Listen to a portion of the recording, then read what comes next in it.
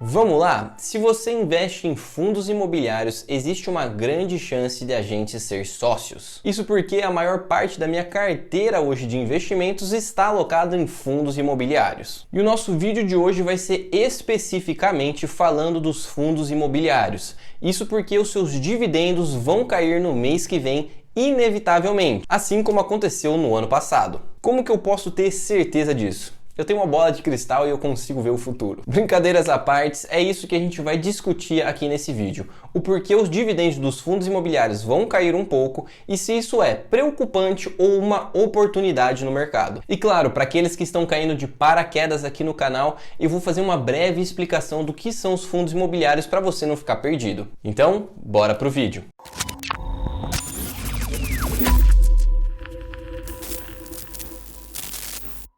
Se essa é a sua primeira vez aqui no canal, seja muito bem-vindo ou bem-vinda. Para quem não me conhece, eu sou Pedro Almeida, especialista certificado em investimentos, e esse é o Mundo do Investidor, onde eu te ensino a fazer seu dinheiro render mais para você ter que trabalhar menos. Põe o canal aqui já há algum tempo, deixa seu like para dar aquela força. Se você for novo ou nova aqui, assiste o vídeo até o final. Caso eu agregue alguma coisa para você, aí sim considera deixar seu like. Sem enrolação então, vamos começar com uma breve explicação do que são os fundos imobiliários. Caso você já conheça tudo sobre eles, só dá uma puladinha no vídeo. Os fundos imobiliários é uma das maneiras mais fáceis que os brasileiros podem ter acesso ao ramo imobiliário ou aos próprios imóveis. Isso porque os investimentos nos fundos imobiliários começam a partir de R$10. Muito diferente do mercado tradicional de imóveis, que você vai precisar algo próximo de 100, 150 mil reais. Os fundos imobiliários são divididos em duas categorias principais: os fundos de tijolos e os fundos de papéis. Os fundos de tijolos são aqueles que investem em imóveis físicos,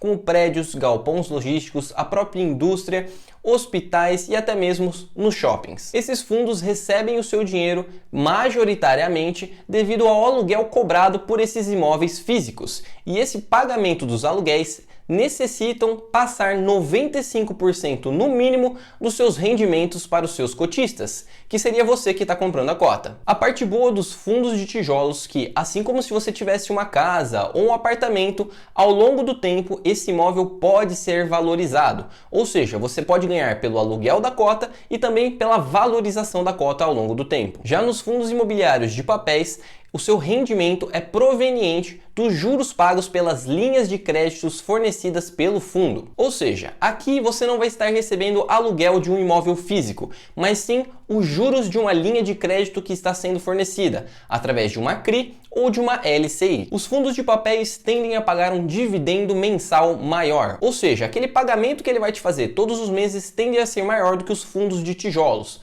Porém, as suas cotas têm menor probabilidade de valorização, mas pode acontecer se você entrar no momento certo. Bom, esse é o basicão dos fundos de imobiliários, mas por que eles vão começar a pagar menos dividendos? Olha essa notícia aqui. Pela primeira vez em 2023, o Brasil tem inflação negativa em junho, aponta o IBGE. Em outras palavras, para quem vem acompanhando o nosso famoso indicador de inflação, o IPCA, no mês de junho nós tivemos um valor negativo, conhecido como deflação. Para quem se lembra, no ano passado nós tivemos um cenário muito similar, porém com 3 meses de deflação. Olha essa outra notícia aqui. A deflação que nós tivemos no ano passado é algo tão raro que a última vez que aconteceu 3 meses consecutivos foi em 1998. Porém, a deflação do ano passado foi tão intensa que ela foi a maior registrada desde quando a gente começou a registrar o nosso IPCA em 1980. No ano passado a gente teve aquela grande deflação devido à retirada dos impostos sobre os combustíveis. Mas e agora? O que gerou a nossa deflação no mês de junho? Apesar da nossa deflação no mês anterior ter sido pequena comparada com o ano passado,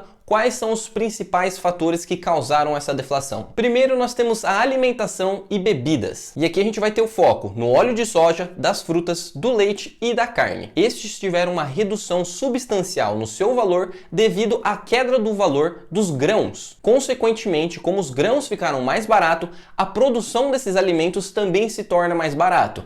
Então a gente tem uma redução em cadeia. E como nosso segundo maior ponto responsável pela deflação, temos o setor de transportes. E aqui a gente vai separar em duas partes. Primeiro, a gente teve uma redução no valor dos carros novos e dos carros usados. Isso tudo sendo gerado devido ao programa do governo de diminuir os impostos nas vendas dos carros. Apesar do programa do governo só alterar o preço dos valores dos carros novos, devido ao valor do carro novo cair, os carros usados também seguem a mesma sequência. Dessa maneira, tivemos uma redução geral do valor dos carros usados também, pelo menos para o mês de junho. E para a segunda parte, nós tivemos uma redução geral nos combustíveis. Essa redução se deve principalmente a dois fatores. O primeiro sendo o barril de petróleo, que está com um preço bem abaixo do que estava há alguns meses atrás, e o segundo são os cortes no preço feito pela Petrobras. Só uma informação interessante aqui: na composição do IPCA, que é o nosso indicador de inflação, o que possui o maior peso, o que pode mais alterar para cima ou para baixo, são os combustíveis. Então uma pequena alteração no preço do combustível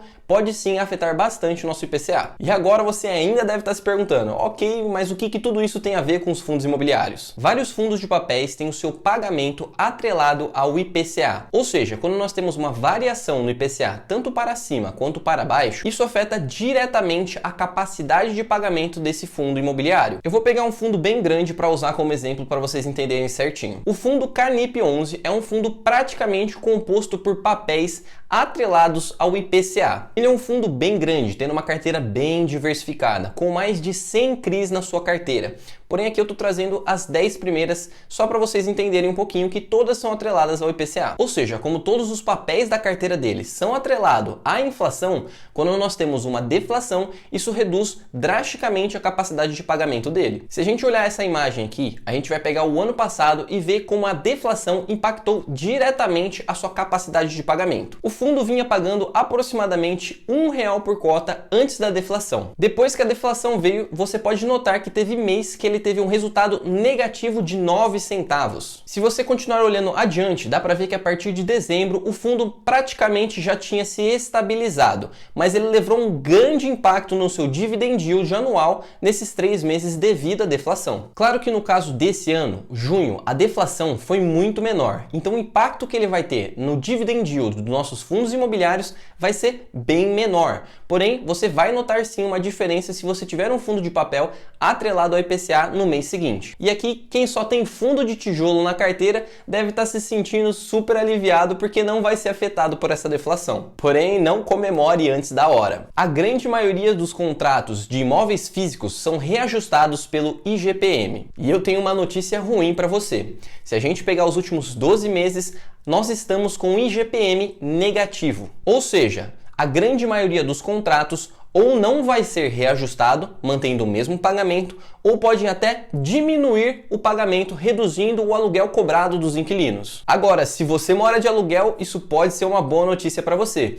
Dá uma olhada lá no seu contrato que muito provavelmente ou seu aluguel não vai ser alterado esse ano, ou ele pode até mesmo ser reduzido. Agora, o que você pode fazer com essas informações? No meu ver, você tem 3 opções. Primeiro, e a mais comum e a mais errada, é começar a vender os seus fundos imobiliários desesperadamente, porque o seu dividend yield vai ser afetado no curto prazo. E esse movimento é muito comum. No ano passado, quando nós tivemos a deflação nos 3 meses, várias pessoas se desfizeram dos seus fundos imobiliários devido à queda dos pagamentos. E tenho certeza que hoje eles estão se arrependendo amargamente. Opção número 2. Aproveitar que algumas pessoas vão entrar em desespero e vender as cotas deles e esperar o fundo desvalorizar um pouquinho para você comprar mais cotas a um preço menor. Até porque a renda variável sempre tem que ser olhada no longo prazo e um pequeno desvio no seu dividend yield agora não vai afetar em praticamente nada. Ou 3, fazer simplesmente nada. Se você não tiver dinheiro em caixa de oportunidade para utilizar, simplesmente ver o que acontece com o mercado e não se assustar com o que está acontecendo. É normal ter períodos com dividendos um pouco maiores e dividendos um pouco menores em outros. Eu particularmente vou fazer a opção número 2, vou esperar aparecer uma janela e fazer compra de cotas a um preço mais baixo. Mas eu quero saber o que você vai fazer. Você vai comprar, vai vender ou simplesmente observar o que acontece no mercado. Como sempre, na descrição do vídeo tem alguns links que podem ser de ajuda para você. Desde a abertura de conta em bancos com um bônus de até R$200 até uma lista de livros que podem te ajudar na sua jornada de investimento e crescimento pessoal. Recomendo bastante os livros que estão nessa lista. Se você ficou até aqui, eu agradeço pelo seu tempo e eu espero ter te ajudado. Se você puder me ajudar também deixando seu like e comentando, eu agradeço imensamente. Meu nome é Pedro Almeida, esse é o Mundo Investidor e eu vou ficando por aqui. Eu espero te ver na próxima.